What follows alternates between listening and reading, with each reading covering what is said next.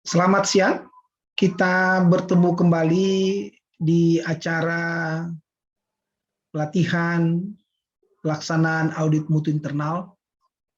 Kali ini saya akan membahas tujuan pelaksanaan audit lapangan. Seperti yang sudah kita ketahui, ketika kita melaksanakan audit mutu internal, ada dua tahapan yang harus kita lakukan. Yang pertama adalah melaksanakan audit dokumen. Setelah kita menyelesaikan audit dokumen, maka kita boleh melanjutkan dengan pelaksanaan audit lapangan. Masing-masing tahapan pelaksanaan ini memiliki tujuan masing-masing. Tujuan pelaksanaan audit dokumen tentunya berbeda dengan tujuan kita melaksanakan audit lapangan. Namun sebelum kita sampai ke tujuan pelaksanaan audit lapangan, saya kembali menyampaikan secara umum.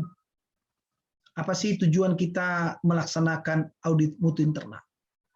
Seperti yang sudah kita pahami, sesuai dengan amanah peraturan perundang-undangan, dalam hal ini Permendikbud 62 tahun 2016, dinyatakan bahwa setiap pengelola perguruan tinggi wajib harus melaksanakan tahapan penetapan, pelaksanaan standar pendidikan tinggi, evaluasi pelaksanaan standar pendidikan tinggi, pengendalian pelaksanaan standar pendidikan tinggi, dan peningkatan standar. Sebelum saya menjelaskan apa yang menjadi tujuan dasar dari pelaksanaan audit lapangan, saya kembali mengingatkan kita bersama-sama tentang tujuan pelaksanaan audit mutu internal. Kita bisa menyampaikan bahwa ada 4 tujuan pokok setiap pengelola perguruan tinggi dalam melaksanakan audit mutu internal. Yang pertama adalah audit mutu internal yang kita lakukan itu adalah satu mekanisme untuk bisa memastikan apakah setiap pengelola perguruan tinggi itu telah mengimplementasikan penjaminan mutu internalnya sesuai dengan standar yang telah ditetapkan. Apakah dalam pelaksanaannya, pelaksanaan standar tersebut telah sesuai dengan sasaran atau target yang harus kita capai dalam setiap standar yang telah kita tetapkan. Berkaitan dengan hal tersebut, maka tujuan yang kedua dari pelaksanaan audit mutu internal adalah mengevaluasi efektivitas penerapan penjaminan mutu internal. Artinya, kita harus mengevaluasi apakah sasaran-sasaran standar, apakah target-target capaian kita yang telah kita tetapkan itu sudahkah mencapai, sudahkah memenuhi, atau belum memenuhi, atau bahkan menyimpang dari standar pelaksanaan standar pendidikan tinggi yang telah kita tetapkan. Untuk itu, kita perlu melakukan suatu evaluasi yang sifatnya komprehensif, sifatnya sistematik, terstruktur, mandiri, dan terdokumentasikan. Agar kita bisa memastikan bagaimana efektivitas penerapan penjaminan mutu yang sudah kita laksanakan. Berdasarkan hasil evaluasi tersebut yang merupakan tujuan yang kedua dari pelaksanaan AMI, kita nanti akan bisa menemukan apakah pelaksanaan standar kita itu telah mencapai atau memenuhi, melampaui, atau belum mencapai, bahkan menyimpang, seperti yang sudah saya sampaikan tadi. Sehingga kita bisa mengidentifikasi peluang-peluang perbaikan. Itulah yang menjadi tujuan pelaksanaan audit mutu internal yang ketiga. Kita harus mampu mengidentifikasi peluang-peluang perbaikan untuk setiap pelaksanaan standar yang belum mencapai sasaran kita, yang belum memenuhi sasaran kita. Sehingga pelaksanaan evaluasi yang kita lakukan melalui kegiatan AMI ini adalah satu instrumen yang sangat penting untuk bisa mendorong adanya proses perbaikan yang berkelanjutan. Tujuan yang keempat adalah dengan kita secara konsisten melaksanakan evaluasi pelaksanaan standar melalui kegiatan AMI, berarti kita telah memenuhi amanah peraturan perundang-undangan. Seperti yang sudah saya sampaikan tadi, kita diamanahkan oleh Permendikbud 62 tahun 2016, kita wajib harus melaksanakan audit mutu internal sebagai mekanisme yang harus kita lakukan ketika kita mau melakukan proses evaluasi pelaksanaan standar. Dan tentunya dengan kita secara konsisten melaksanakan audit mutu internal itu, maka kita akan dengan sendirinya akan menemukan, sekali lagi, ruang-ruang perbaikan dalam rangka menemukan perbaikan-perbaikan yang harus kita lakukan, sehingga kita boleh melakukan proses perbaikan yang berkelanjutan dalam rangka menumbuh kembangkan budaya mutu di perguruan tinggi kita masing-masing.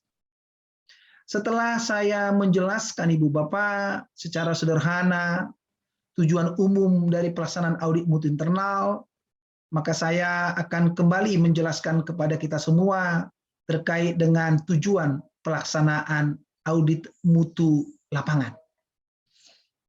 Dalam melaksanakan audit lapangan sebagai bagian dari mekanisme audit mutu internal yang kita laksanakan itu, saya selalu menyampaikan ada 3 hal yang menjadi tujuan pokok kita ketika kita melaksanakan audit lapangan.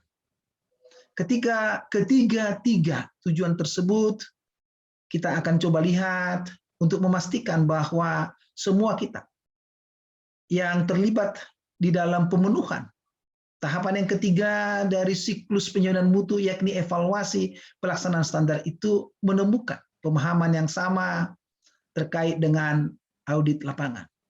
Sama seperti Ibu Bapak yang telah menuangkan hal-hal yang harus ditanyakan, hal-hal yang harus dikonfirmasi di checklistnya, yakni setiap butir isi pernyataan standar yang telah ditetapkan oleh setiap perguruan tinggi itu harus ditanyakan, harus dikonfirmasi melalui 3 pertanyaan paling tidak. Kalau Ibu Bapak kembali mengingat hal-hal yang sudah Ibu Bapak tuliskan di dalam checklistnya Ibu Bapak, pertanyaan pertama pasti adalah Ibu Bapak mau menanyakan apakah si audit itu paham atau tidak standarnya, dan apakah sudah melaksanakan standarnya, dan bagaimana tingkat pencapaiannya. Itu tujuan kita yang pertama. To know, mengetahui apakah si audit itu tahu standarnya, telah melaksanakan standarnya, dan bagaimana pencapaiannya. Itu yang pertama. Tujuan yang kedua itu akan relevan dengan checklist yang kedua Ibu Bapak tuliskan adalah apakah si auditi itu memiliki prosedur. Apakah si auditi itu tahu atau tidak tahapan-tahapan yang harus dia lakukan dalam melaksanakan standarnya. Maka pertanyaan yang kedua di checklist Ibu Bapak menanyakan apakah si auditi itu memiliki dan melaksanakan SOP-nya. Apakah dalam pelaksanaan SOP itu telah dilaksanakan secara benar? Apakah dalam pelaksanaan setiap kegiatan oleh si audit itu telah sesuai dengan prosedurnya atau tidak? Itu Ibu Bapak. Tujuan yang ketiga relevan dengan checklist yang ketiga yang Ibu Bapak telah siapkan, yaitu Ibu Bapak harus memastikan setiap apa yang telah dilaporkan oleh si auditi itu harus ada bukti dokumennya. Ada bukti dokumen sahih yang menyatakan bahwa memang betul-betul bisa dibuktikan. Kalau saya sampaikan Ibu Bapak, bukti dokumen itu adalah rekaman. Rekaman kegiatan mereka. Misalkan, ketika Ibu Bapak ingin mengaudit tentang standar proses pembelajaran atau standar hasil PKM misalkan, terkait dengan standar bagian C01, yakni adalah standar hasil PKM, maka Ibu Bapak harus memastikan setiap kegiatan dosen itu ada buktinya berupa apa? Kegiatan laporan PKM-nya. Itu Ibu Bapak. Ibu Bapak harus melihat nanti apakah betul ada laporan PKM-nya. Tolong nanti dipastikan Ibu Bapak ketika the real AMI Ibu Bapak jalankan, harus dipastikan tidak cukup hanya mengiyakan apa yang disampaikan oleh si auditinya. Seperti saya katakan Ibu Bapak, ketika Ibu Bapak ingin memperoleh informasi, ingin memperoleh data, ingat prinsip-prinsip melaksanakan AMI, itu ketelitian. Yaitu apa? Kecermatan Ibu Bapak untuk bisa memastikan bahwa betul-betul ada bukti dokumen atas setiap informasi yang disampaikan oleh si auditinya. Demikianlah Ibu Bapak 3 tujuan utama kita melaksanakan audit lapangan. Kalau saya coba untuk lebih meringkaskan, yang pertama adalah tujuan audit lapangan kita laksanakan yang ditujukan untuk memastikan apakah si pelaksana standar itu telah melaksanakan standarnya, dan apakah capaian yang telah dilakukan oleh si pelaksana standar itu telah memenuhi standar kita atau tidak.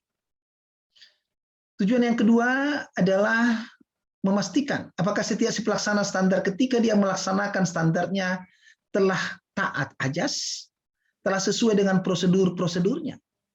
Itu yang saya katakan dengan pelaksanaan audit lapangan yang berorientasi kepada proses. Dan yang ketiga, audit lapangan ditujukan untuk memastikan apakah si pelaksana standar itu mampu membuktikan bagaimana si pelaksana standar melaksanakan standar yang menjadi tanggung jawabnya melalui bukti-bukti dokumen kinerja atas pelaksanaan standar yang dia laksanakan. Itulah yang saya sebut namanya dengan audit lapangan yang berorientasi dokumen.